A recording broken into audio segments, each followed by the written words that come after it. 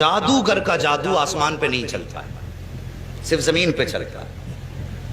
اس کا دعویٰ یہ کہ آپ جادوگر ہیں، میرے نبی کے بارے میں کہنے لگے کہ ابو جہل کا دعویٰ یہ کہ آپ جادوگر ہیں، لیکن میں یہ جانتا ہوں کہ جادوگر کا جادو زمین پہ چلتا، آسمان پہ نہیں۔ اور نبی وہ ہوتا ہے جو دل کے حال جانتا ہے۔ آج بد مذہب بدعقیدہ لوگ کہتے ہیں کہ حضور کو پیٹھ کے پیچھے کی خبر نہیں۔ حبیب یمنی ایمان لانے سے پہلے جانتے ہیں نبی وہ ہوتا ہے جو دل کی بات جانتا ہے، جو راز جانتا ہے، وہ نبی ہوتا ہے۔ یہ حبیب یمنی کہہ رہے ہیں، کہتے ہیں حضور اس لیے میرے دو سوال ہیں، دو سوال یاد رکھنا۔ حبیب یمنی کیا کہتے ہیں؟ میرے بولو سارے بولو، میرے دو سوال ہیں، ایک سوال میں کروں گا جواب آپ کو دینا ہے، دوسرا سوال بھی آپ کریں گے جواب بھی آپ دیں گے۔ یہ دو باتیں کہیں حبیب یمنی نے، اتنی بات کہی، میرے نبی فرماتے ہیں ٹھیک ہے بتاؤ پہلا سوال کرو۔ کہا میں جانتا ہوں کہ جادوگر کا جادو آسمان پہ نہیں چلتا، اگر آپ نبی ہیں تو چلیے چاند کے دو ٹکڑے کر سکتے ہیں آپ؟ وقت دوپہر کا تھا، دوپہر کا وقت تھا، سورج تھا، چاند نہیں تھا اس وقت میں۔ کہا آپ چاند کے دو ٹکڑے کر سکتے ہیں؟ میرے حضور اٹھے، کہا چلیے۔ حضور آگے آگے، حبیب یمنی پیچھے پیچھے، ابو جہل سب سے پیچھے۔ جب حضور چلنے لگے نا، ابو جہل نے یوں گردن جھکائی، چہرہ اتر گیا۔ ایک کہنے لگا چچا بات کیا ہے؟ کہا بات پوچھتا کیا ہے، جو یہ کہہ دیتا ہے وہ کر کے دکھا دیتا ہے۔ اگر اس نے کہہ دیا ہے تو اب سمجھ لے ٹکڑے کر کے دکھائے گا چاند کے۔ اللہ اکبر۔ جبل ابو قبیس پہ میرے نبی تشریف فرما ہوئے، دوپہر کا وقت تھا، اشارہ کیا تو سورج چھپ گیا، دوسرا اشارہ کیا چاند آ گیا۔ اس کے بعد آقا نے حبیب یمنی کی طرف دیکھا، کہا کروں ٹکڑے؟ کہا جی۔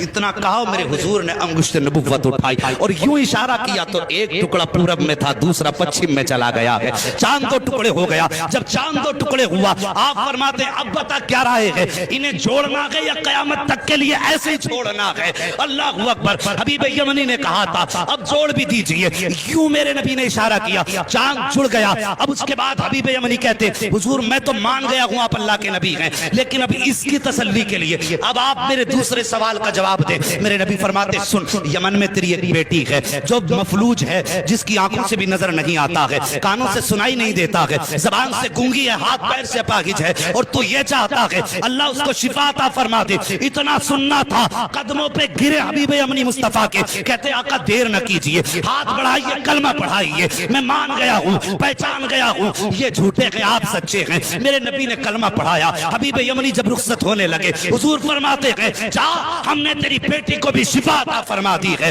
اب توجہ کیجئے، یمن کا مدینے سے فاصلہ دیکھیے اور یہ دوریاں دیکھیے۔ آقا فرماتے ہیں اللہ نے تیری بیٹی کو میرے ذریعے شفا دے دی ہے۔ حبیب یمنی دروازے پہ آئے ہیں، دروازہ کھٹکھٹایا، اندر سے آواز آئی، اس بیٹی کی آواز جو بول نہیں سکتی تھی، کہتی بابا ٹھہریے ابھی آ رہی ہوں۔ بچی جو چل نہیں سکتی تھی دوڑ کے دروازے پہ آئی ہے، دروازہ کھولا، حبیب یمنی نے بیٹی کو دیکھا، زارو قطار رونے لگے۔ فرماتے بیٹی یہ کیسے ہو گیا، کیسے ٹھیک ہو گئی؟ بچی نے کہا تھا بابا دوپہر کا وقت تھا، میں لیٹی ہوئی تھی، لیکن اچانک شور ہوا کہ اندھیرا ہو گیا ہے، اندھیرا ہو گیا ہے بابا، مجھے تو نظر نہیں آتا، لیکن جیسی شور ہوا اندھیرا ہو گیا، میں یہ سمجھی رات ہو گئی ہے، میں لیٹی میری آنکھ لگ گئی، کیا دیکھتی ہوں؟ خواب میں بڑے حسن والا چہرہ، بڑی خوبصورت وجاہت والا ایسا چہرہ تھا بابا کہ نظر پڑنے کے بعد ہٹنے کا نام نہیں لے رہی تھی۔ وہ میرے خواب میں آیا، اس نے آ کے میرے سر پہ ہاتھ رکھا، بابا ہاتھ لگنے کی دیر تھی کہ میرے پورے بدن کو اللہ نے شفا بخش دی ہے، اور بابا مجھے کلمہ بھی پڑھا کے گیا ہے۔